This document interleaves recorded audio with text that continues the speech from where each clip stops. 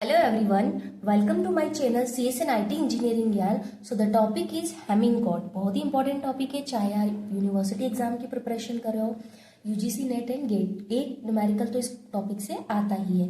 तो आज हम देखेंगे हैमिंग कोड क्या होता है, उसका स्ट्रक्चर और एग्जाम्पल. अगर आपने ये वीडियो पूरा देख लिया तो आपको इससे इजी एक्सप्लेनेशन कहीं नहीं मिलेगा, तो प्लीज वॉच फुल वीडियो.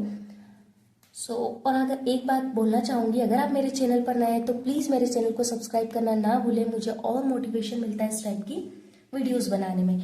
तो स्टूडेंट देखो, जब हम कोई डेटा भेजते हैं तो ट्रांसमिशन के टाइम पर कभी कभी एक बिट गलती से बदल सकती है, 0 से 1 हो सकती है या 1 से 0. अब डेटा दोबारा भेजना हमेशा पॉसिबल नहीं होता है, तो हम एक तरीका चाहते हैं कि जो एरर को डिटेक्ट भी करे और करेक्ट भी करे. यही काम करता है हैमिंग कोड. तो हम देखते हैं हैमिंग कोड क्या होता है. मैंने यहाँ पर सारे इंपॉर्टेंट पॉइंट्स नोट डाउन किए हैं. सबसे पहले देखो, Hamming code is an error detection and correction technique. Hamming code एक एरर डिटेक्शन और करेक्शन टेक्निक है. Most commonly used is seven bit Hamming code. सबसे कॉमन जो है 7-बिट हैमिंग कोड है, और यहाँ पर जो मैं एग्जाम्पल बताऊंगी वो भी 7-बिट हैमिंग कोड का है. It is use to detect it was invented by Richard W Hamming. इसे किसने इन्वेंट किया था? रिचार्ड डब्ल्यू डॉट हैमिंग ने. It is use to detect single bit error and correct them without needing retransmission. ये single bit error को detect और correct कर सकता है बिना डेटा दोबारा भेजे. इसके कुछ बेसिक लॉजिक्स है जो आपको न्यूमेरिकल में काम आएंगे, वो मैंने यहाँ नोट डाउन किए हैं. So extra parity bits are added to the data bits. हम एक्स्ट्रा पैरिटी बिट डालते हैं डेटा बिट्स में. इन पैरिटी बिट्स की हेल्प से अगर एक बिट भी बदल जाए तो हम एरर की पोजीशन निकाल सकते हैं. ठीक है, अब यहाँ पर देखो, हाँ, मेन चीज आपको क्या याद रखना है कि पैरिटी बिट्स हम किस जगह पर रखेंगे. अगर हम 7-बिट का हैमिंग कोड ले रहे हैं तो उसमें 4 बिट तो डेटा बिट की रहेगी, 3 पैरिटी बिट की, तो आप कैसे उसे पोजीशन रखेंगे? तो पावर ऑफ 2, मतलब 2 की पावर में रखेंगे. ठीक है, 1 2 4 इस टाइप से. तो अब मैं आपको स्ट्रक्चर बताती हूँ हैमिंग कोड का, जिसके थ्रू आप न्यूमेरिकल सॉल्व कर पाओगे. तो स्ट्रक्चर देखो, सबसे पहले मैं यहाँ पर 7-बिट हैमिंग कोड लिया है, 1 2 3 4 5 6 7. अब आप सोच रहे होंगे इनकी पोजीशन कैसे आई, P1 P2 D1 P3 D2 D3 D4. तो अब हम पोजीशन कैसे डिसाइड करते हैं? अभी मैंने आपको बताया था पैरिटी बिट की 2 की पावर में. तो सबसे पहले हम क्या करेंगे, 2 की पावर 0. तो 2 की पावर 0 1 होता है, तो 1 की पोजीशन पर क्या आ जाएगा? Parity P1. ये 7-बिट हैमिंग कोड है. ठीक है, 2 की पावर में रखते हैं. ठीक है, m इक्वल टू 2 की पावर m, मतलब m इक्वल टू 0 1 2 3 4 इस टाइप से. तो सबसे पहले हम 2 की पावर 0 रखेंगे, तो 2 की पावर 0 मतलब 1, तो 1 पोजीशन पर पैरिटी बिट P1 आएगी. 7-बिट हैमिंग कोड है तो हम 3 पैरिटी बिट ही ले सकते हैं, 4 बिट का डेटा बिट रहेगा. अब 2 की पावर 0 के बाद 2 की पावर 1 रखेंगे, तो 2 की पावर 1 क्या हो जाएगा? 2. तो सेकेंड पोजीशन पर पैरिटी बिट P2 आ जाएगा. फिर 2 की पोजीशन पर क्या रखेंगे? 1 रखिए हमने, 0 रखा. 2 की पावर 2, 2 की पावर 2 मतलब कितना हो जाएगा? 4. तो 1 2 3 और 4 की पोजीशन पर क्या आ जाएगा? P3. थर्ड पोजीशन पर नहीं आएगा, क्यों? क्योंकि 2 की पावर 2 मतलब 4, तो 4 पोजीशन पर आ जाएगा. फिर अगर मैं 2 की पावर 3 रखती हूँ तो कितना हो जाएगा? 2 की पावर 3 मतलब 8. तो 1 2 3 4 5 6 7 8, बट आगे हम नहीं पुट करेंगे क्योंकि अभी हम सिर्फ 7-बिट का ले रहे हैं. ठीक है, तो थर्ड पोजीशन पर क्या आ जाएगा? D1. फिर फिफ्थ पर D2 D3 एंड D4. ठीक है, अब यहाँ पर जो P है वो किसको डिनोट करता है? पैरिटी बिट्स को. और जो D है वो किसको डिनोट करता है? डेटा बिट्स को, जो ओरिजिनल मैसेज बिट्स होती है. अब 7-बिट हैमिंग कोड में 4 बिट का डेटा बिट ट्रांसमिट होता है और 3 बिट की पैरिटी बिट होती है. ठीक है, तो यहाँ पर हमने सबकी पोजिशन देख ली है ना. तो 7-बिट कोड में हम 4 डेटा बिट्स भेजते हैं और 3 पैरिटी बिट्स ऐड करते हैं. तो अब हम देखते हैं पैरिटी बिट की कैलकुलेशन, कि अब हम कैसे पैरिटी बिट की वैल्यू डिसाइड करेंगे. ये आपको बहुत अच्छे से समझना है, ध्यान से देखना, क्योंकि हमें वैल्यू भी निकालना होती है पैरिटी बिट की, तो वो कैसे आएगी. तो सबसे पहले देखो यहाँ पर decide the value of parity bits. तो कैसे डिसाइड करेंगे हम? मैंने सेम स्ट्रक्चर लिखा यहाँ पर 7-बिट का, जो हमने निकाला था P1 की पोजीशन, P2 की, P3 की, और बाकी जगह data bits D1 D2 D3 4. ठीक है, 1 2 3 4 5 6 7 ये हो गया. अब हमको देखना है जो P1 की प्लेस पर 1 की प्लेस पर P1 है, तो P1, तो 1 जो है इसका बाइनरी डिजिट क्या होता है? 0 0 1. सबसे पहले सबके बाइनरी डिजिट लिखो. 2 का जो बाइनरी डिजिट होता है वो क्या होता है 010, 3 का क्या होता है 011, 4 का क्या होता है 100, 5th का होता है 101, 6 का जो बाइनरी डिजिट होता है 110, 7 का क्या होता है 111। अब हम इसे कैसे डिसाइड करेंगे पैरिटी बिट्स की वैल्यू? तो सबसे पहले देखो P1, तो यहाँ पर हम क्या करेंगे, P1 में जो 1 है वो फर्स्ट पोजीशन पर है। तो अब इन सब में हम देखेंगे फर्स्ट पोजीशन पर 1 कहाँ कहाँ है। P1 में तो है, हमने P1 लिखा, P1 में देखो यहाँ पर फर्स्ट पोजीशन पर फर्स्ट है, ठीक है। और किस पोजीशन पर फर्स्ट है, यहाँ पर फर्स्ट है, ये मैंने यहाँ एरो से शो भी किया है।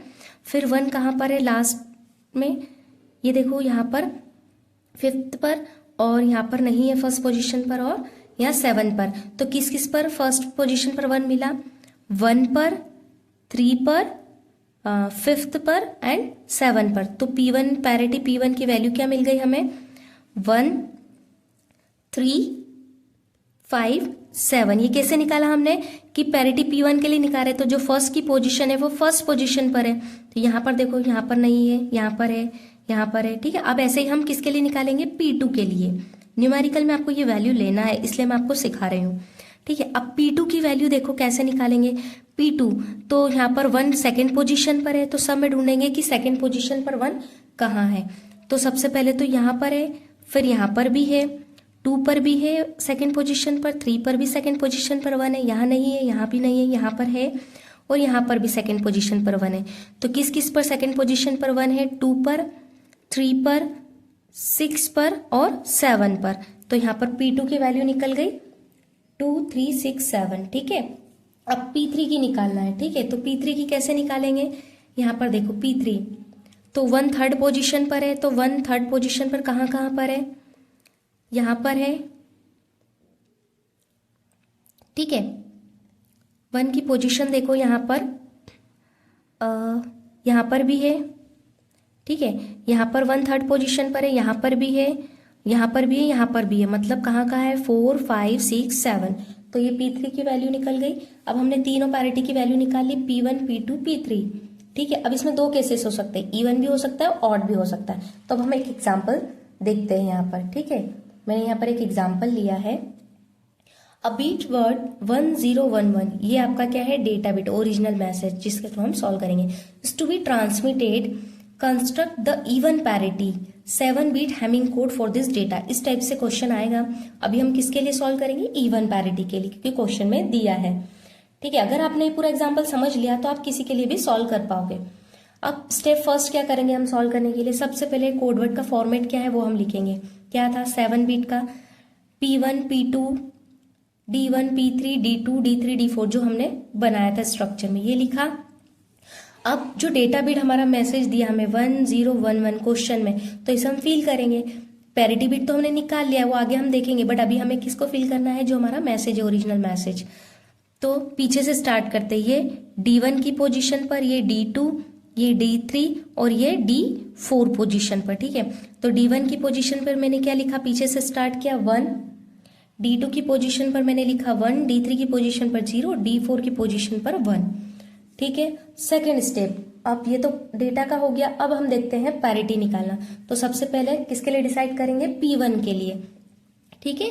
अब P1 के लिए हम कैसे करेंगे, सेम फॉर्मेट को पहले हमने लिखा, ये लिख दिया हमने, ठीक है। अब हम क्या करेंगे, इवन पैरिटी के लिए करना है, क्योंकि क्वेश्चन में दिया है। तो 1, 2, 3, 4, 5, 6, 7 ब्लॉक्स है, P1, P2, D1, P3, same format हमने यहाँ लिखा। अब हमें क्या करना है, P1 की वैल्यू कैसे लिखेंगे हम यहाँ पर। तो हमने जो बिट्स देखी थी P1 के लिए, पैरिटी बिट्स क्या देखी थी, वो हमने ये रही 1, 3, 5, 7, ठीक है, 1, 3, 5, 7। तो ये देखो 1, 3, 5, 7 है ना।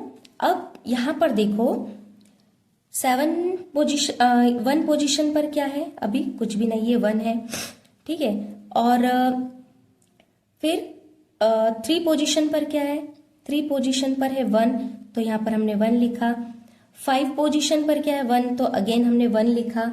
7 पोजीशन पर क्या है 1, तो हमने अगेन 1 लिखा, ठीक है। अब हम यहाँ पर क्या करेंगे, हमारे पास तीनों 1 पोजीशन पर है, P1 की पोजीशन पर कुछ नहीं है, तो 3 1 से मतलब ये ऑड हो रहा है। अब हमें इसे इवन बनाना है, तो हम एक और 1 ऐड कर देंगे तो हम यहाँ पर क्या लिखेंगे 1, तो जिससे क्या हो जाएगा कि ये इवन बन जाएगा। ठीक है, इवन करना इसलिए हमने यहाँ पर 1 लिखा। ओके, अब हम देखते हैं स्टेप थर्ड। अब पैरिटी P2 के लिए देखेंगे हम लोग। ठीक है, तो सेम फॉर्मेट को हमने लिखा, उसके बाद हम क्या करेंगे, हमने P2 के लिए क्या देखा था यहाँ पर वैल्यूज। P2 के लिए हमने जब मैंने आपको बताया था निकालना, तो 2 3 6 7। ठीक है, तो अब हम इसका यूज करेंगे, यहाँ पर कंसिडर करेंगे कि हमारे पास बीट क्या है 2 3 6 7। ठीक है, 2 3 6 7 है, तो 2 की प्लेस पर क्या है, अभी कुछ भी नहीं है। ठीक है, सपोज 3 की पोजीशन पर क्या है, 3 की पोजीशन पर 1, तो हमने 1 लिखा। 6 की पोजीशन पर 0, तो हमने 0 लिखा। 7 की पोजीशन पर 1, तो 1 लिखा। अभी हमें किसकी निकालना है, P2 की। तो अब हम क्या करेंगे, ये 2 1s आ रहे हैं, मतलब ये इवन हो रहा है, तो अब हमें इसे इवन ही रहने देना है, तो हम क्या करेंगे, यहाँ पर 0 लिख देंगे। ठीक है, यहाँ पर क्या आ जाएगा 0, तो ये ऑलरेडी इवन था इसलिए हमने यहाँ पर क्या पुट किया 0। अब थर्ड पोजीशन देखो, सॉरी स्टेप फोर्थ किसके लिए, पैरिटी P3 के लिए। ठीक है, अब पैरिटी P3 जो हमने इससे पहले निकाली थी उसमें क्या वैल्यू थी 4 5 6 7। ठीक है, कहाँ पर थी, ये रहा P3 4 5 6 7। ओके, तो अब यहाँ पर देखो कैसे करेंगे हम। पहले सेम स्ट्रक्चर लिखा। अब 4 की पोजीशन पर क्या है, 4 की पोजीशन पर क्या है, यहाँ पर सबसे पहले देखो हमने क्या लिखा था 4 5 6 7, है ना। तो 7 की पोजीशन पर 1 है, 1 लिखा। फिर 6 की पोजीशन पर 0 है, 0 लिखा। ठीक है, 5 की पोजीशन पर 1 है, 1 लिखा। अब 4 की पोजीशन पर हमें देखना है P3 की वैल्यू, तो यहाँ देखो 2 नंबर ऑफ 1 से मतलब इवन है, तो हमें तो इवन पैरिटी ही चाहिए, तो हम क्या करेंगे, यहाँ पर जो P3 है उसकी प्लेस पर 0 लिख देंगे ताकि ये इवन रहे। ठीक है, अब ये तो हो गया। अब हमारा फाइनल कोड वर्ड क्या बनेगा, ये पूरा फिल हो गया, तीनों P1 P2 P3 की वैल्यू आ गई, तो फाइनल क्या बन गया 1 0 1 0 1 0 1। अब ये रिसीवर को ट्रांसमिट कर देंगे। Thank you student, I hope आपको वीडियो पसंद आया हो। अगर आपको वीडियो पसंद आया तो लाइक शेयर जरूर करें, और अगर कोई डाउट हो तो मुझे कमेंट बॉक्स में कमेंट करें।